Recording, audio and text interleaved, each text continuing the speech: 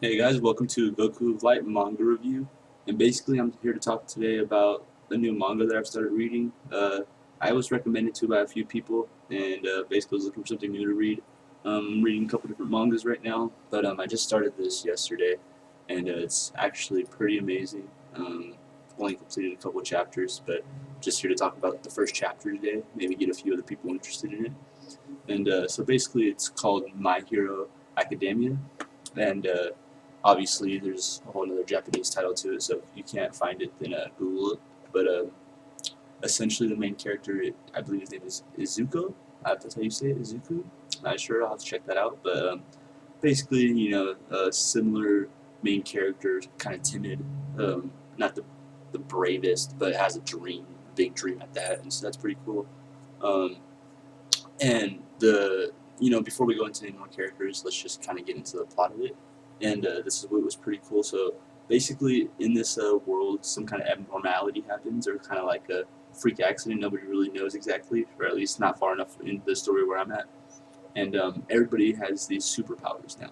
So we have all these different characters that basically appear with various superpowers, and they call them individualities. So that's the word they use, individualities. And basically, it's what makes you unique, and it's your abilities and all this kind of madness.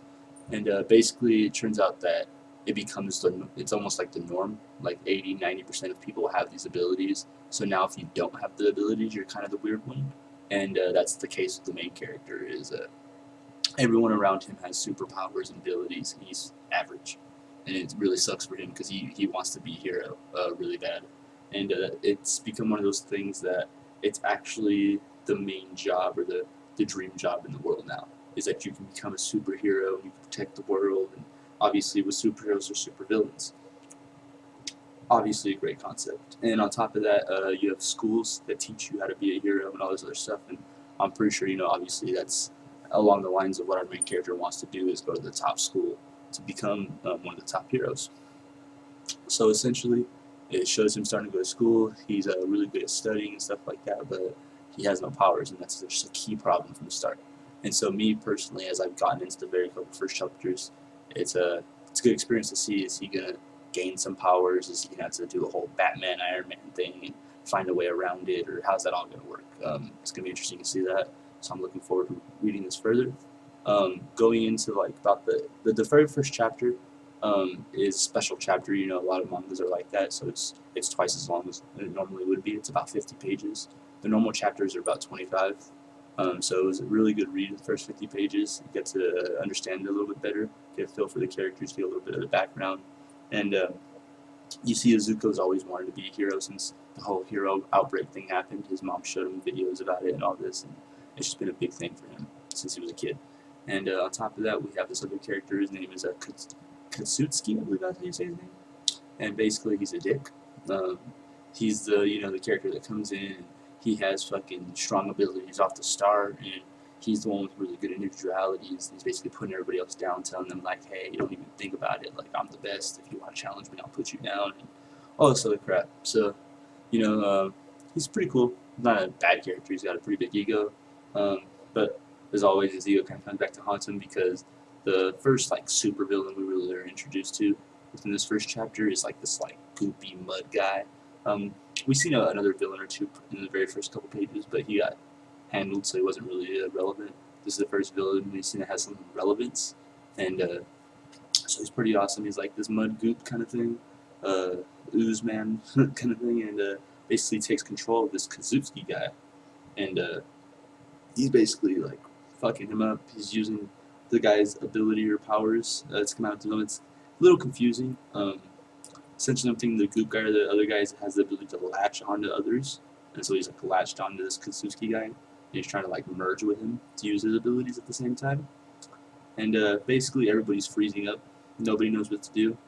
And during you know um, the course of this is where we see some development from Izuku. And going into this, I didn't mention. Let me back up a little bit. Before this outbreak happens with this mud guy, um, we have a Zuko, who's basically, he's always walking around the city. He's a daydreamer kind of thing. And as he's walking through the city, he sees a super battle happen, and it happens all the time. But this super battle happens to have the #1 hero in the world, All Might, there. And All Might is actually got his own personal story that I won't get too far into, so you can read it. But basically, All Might is the #1 hero. Zuko sees him, he freaks out, starts fanboying all over him. Basically, fucks up All Might trying to catch this goopy mud ooze guy. And so going forward, after the mud ooze guy gets away, that's when he latches on to Kasuki. And when he latches on Kasuki, he basically everyone else is freezing up. No one knows what to do. All Might's not around really. All Might's coming from the distance, kind of. It's a long story. I don't want to get too into it to not spoil it for you. I want to encourage other people to read this. But basically, the fucking ooze guy has got control of the situation. All these different people that have powers that are supposed to be, superheroes aren't doing nothing. Zuko's instincts kick in, and he hops into the fray of things with no abilities, no powers, and it's pretty interesting to see what happens from there. I don't want to say what happens because I want to encourage you guys to go read this. I'll put a link below to the first page, and you guys can decide to read it from here if you like it. So yeah, My Hero Academia, pretty dope. A world full of superheroes. Main character has no powers.